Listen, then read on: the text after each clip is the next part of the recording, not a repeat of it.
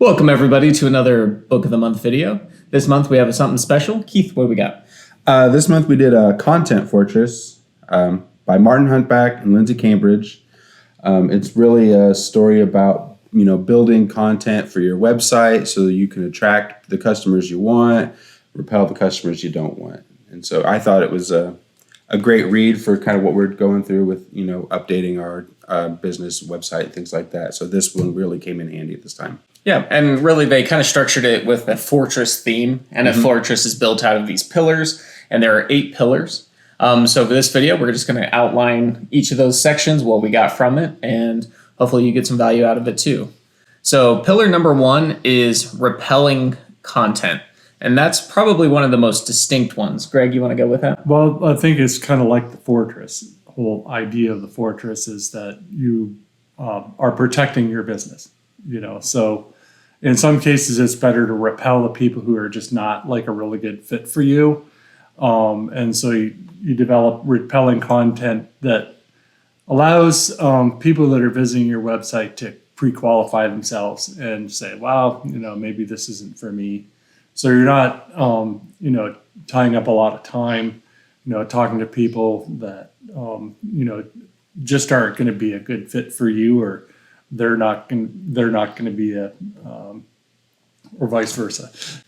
Yeah, I liked how they used it as the first pillar to repel the people you don't want. You don't want to immediately start attracting people that come to your business, and then it turns out they're not the right fit. They're demanding. Their needs just don't align with what you're trying to do. And so making that first pillar, that repelling content, to just you want to block out the people you don't want in your fortress, so to speak, and then then it goes on to the second pillar. Mm-hmm. Yeah, and it's really not like a negative thing. It's just, you don't want to waste their time either.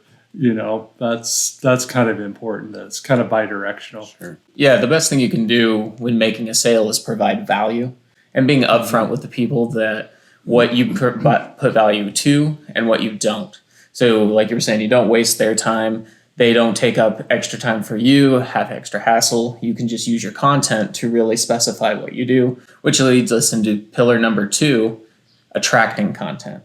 Yeah, and this is a good one, because you do want your business to grow. You do want to fit with the right people, whether it's we do IT, or whether it's you're a home chef or whatever it is. You want to build that content that drives people to come your way. Hey, I want to work with this guy. You want to attract each other, and really this pillar, I think, is how you grow your business. You get the right people in, the people that fit with what you do, and then they're aligned with your needs and what you want to do in business. Yeah, come into the fortress, we got cookies.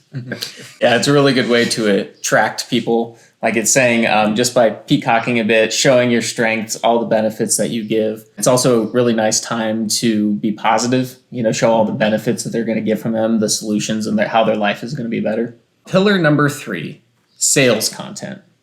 Sales content, this is what you build. You provide content for what you're selling. So whether it's services, goods, whatever, you have an idea of, the customer has an idea of what you're selling them. And so that way, when they're looking at your website for, whatever products that they're needing, you have on there the stuff that they're looking for. Yep. It also really, it's the how do I get it?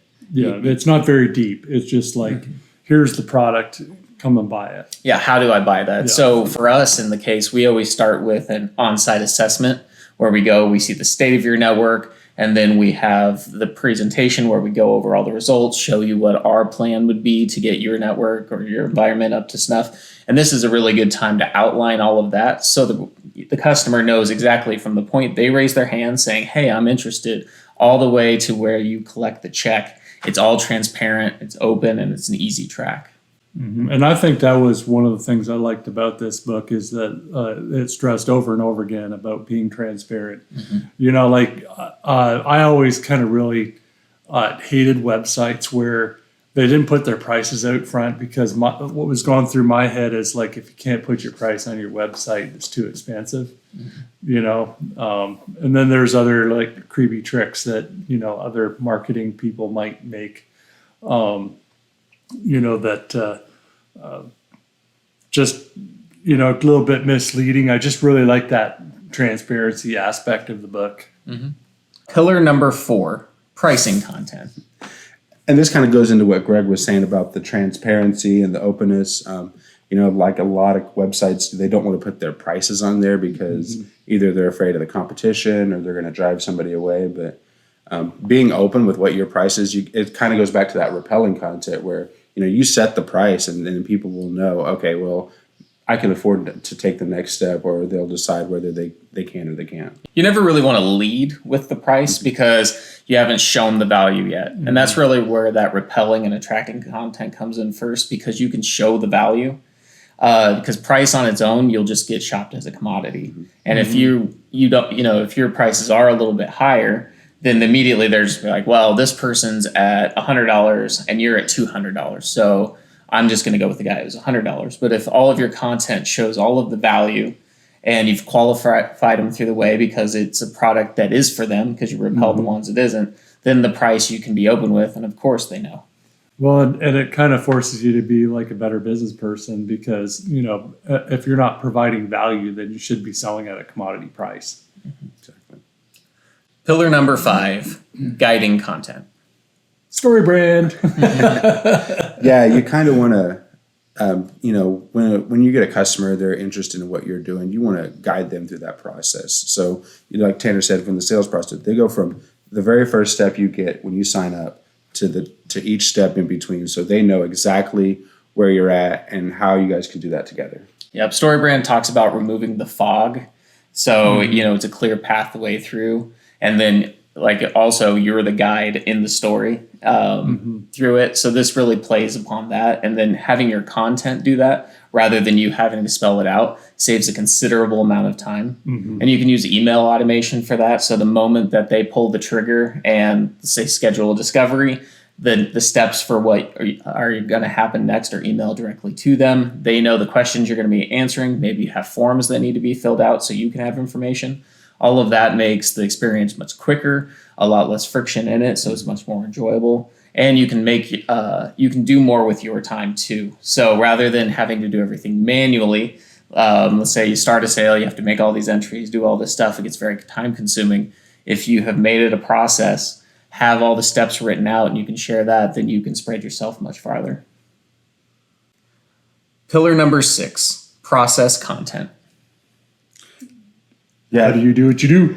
Yeah, how we do what we do, exactly. Yeah. And I think, he talks about, whenever you get an email or, something that's asking questions, each of one of these pieces of content has, he can set that up. So when you put it on your website, when you're out there talking about it, when you make it public, then you're standing behind what you do. And so your process, whether it's, you're at the stage 1 or whether you're at the final stage of the project, the customer knows each step of the way what's going to happen, what to expect. Yeah, one thing that stood out for me was making sure you have control through the entire process.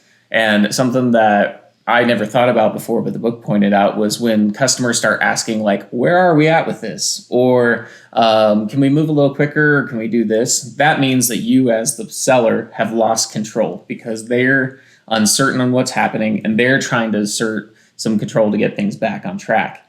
And by having all the process down, you can, set an agreement that, hey, this is the way it's going to happen, step 1 through 5 or whatever it is. And if they do ask, are they a little unsure on something, you can always bring them back to that process document, going back to it so you have a clear scope of what to do. And you're open the whole way through it. That was something that we're going to start really implementing because it makes life a lot easier. Yeah. It also gives you the consistent results. Well, I think we're probably about 2/3 the way through that. So it's not easy to do, but. Yeah. And the fortress analogy is really neat because if you just build an ad hoc fortress, it's going to fall.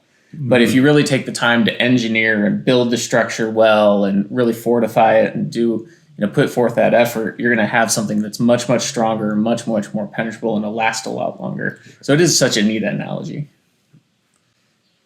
Pillar number 7, culture content. Oh, well, it's about us, it's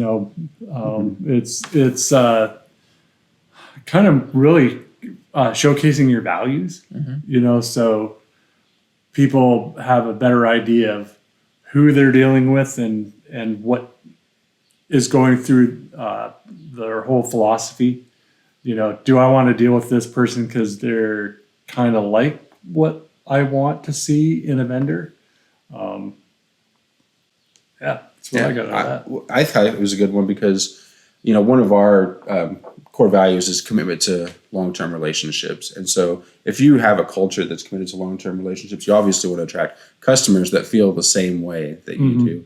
And, not even your customers, like your vendors and people that you work with, you also want them to be in that same boat. So you guys all fit into that same culture. You guys are all on that same mindset. Yeah, and you can really attract a lot of customers off the basis of that if you build your brand around it. I know they used the example of like Patagonia was one that's really about the environment, and then they attract a lot of people that are around the environment. Or if you have a culture around security, you'll attract a lot of people with that. Just many examples of really where you can, again, showcase your values, what you stand for, and really put that up front if you want to. Pillar number 8, opinion content. So this one you got to be careful with. It depends completely on the type of business you are. Depends on how brave you are too. I mean, if you want to really narrow stuff down, but you might limit your market if you're too opinionated. Yeah. Well, it is good to show, and I'm not sure if it was in the culture or in the opinion, but it talked about having like a unified cadence, how if everyone in the company talks similarly. Because you don't want, if you're an upbeat and fun and peppy company, then your content should really show that. If you're a more serious company, all of your content should show that. So you should have that unified voice. And then you can build your opinions based off of that as well, because people don't want to just talk to an entity. They want to talk to someone who stands for something.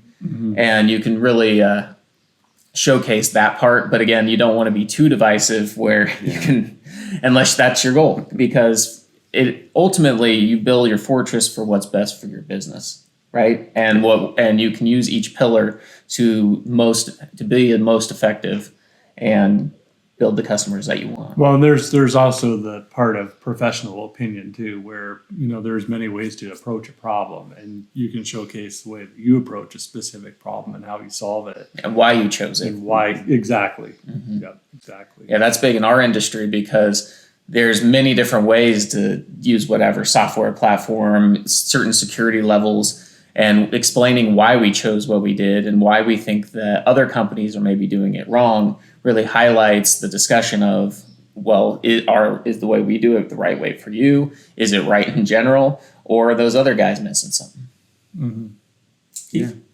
Yeah, I think the opinion one is good. Like you kind of said, it sets the tone for the message that you're delivering. You're getting people that maybe they have the same opinion as you do, and maybe they, somebody didn't think of it that way before, but your opinion kind of persuaded them to see it your way. And so, sometimes the expert is there for a reason. They have those opinions because they've been in the fields, they've done their work, and so to have certain opinions on things, it comes from experience. All right, well, that's the 8 pillars of Content Fortress. Really enjoyed this book. It's really a good supplement to another book called They Ask You Answer, where it's all about answering as many questions as you can for your customer, being as open and transparent, and using your website as really that big filter, so you can focus on doing everything that you can the best you can. You document it, set processes, and you really take the time to listen to your customers. If they ask you answer, they talk about every question you get asked, whether it be in the store or on the phone. You write an article about it because it's the opportunity to educate people and bring them to your brand. This just really fortifies that, locks it down, and gives you a really nice framework to build a lot of your content out. Exactly. I think that what I got out of the book is the 8 ways that you can write purposeful content. And, it's so easy to be staring at a blank page, and we talk about this a lot where what are you trying to get accomplished? And that's where it helped me. I binge read the thing over a Saturday, and it was very good. Some of it was a little bit review because we've been reading a lot of books in the similar vein. But yeah, I would recommend the book to anybody who, just kind of doesn't know where to start with writing material for their website or for their radio ads or for whatever paper content that you might have. It's a good way to kind of trigger yourself to what is the purpose and how am I going to best accomplish that goal. Yeah, I really like what you're saying.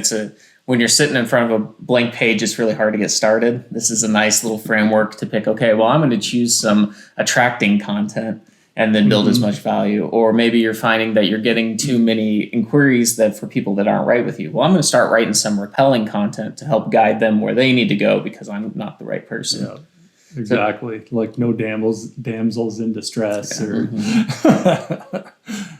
All right, Keith, what was your big takeaways? I thought that, Built Like You Said, They Ask You Answer was a great book, and I believe we did a review on that as well.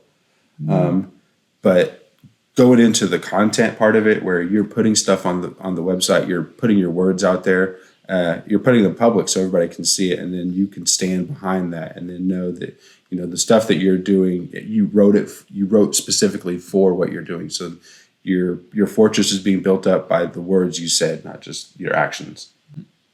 All right. Well, thanks, guys. This was Content Fortress, our book of the month.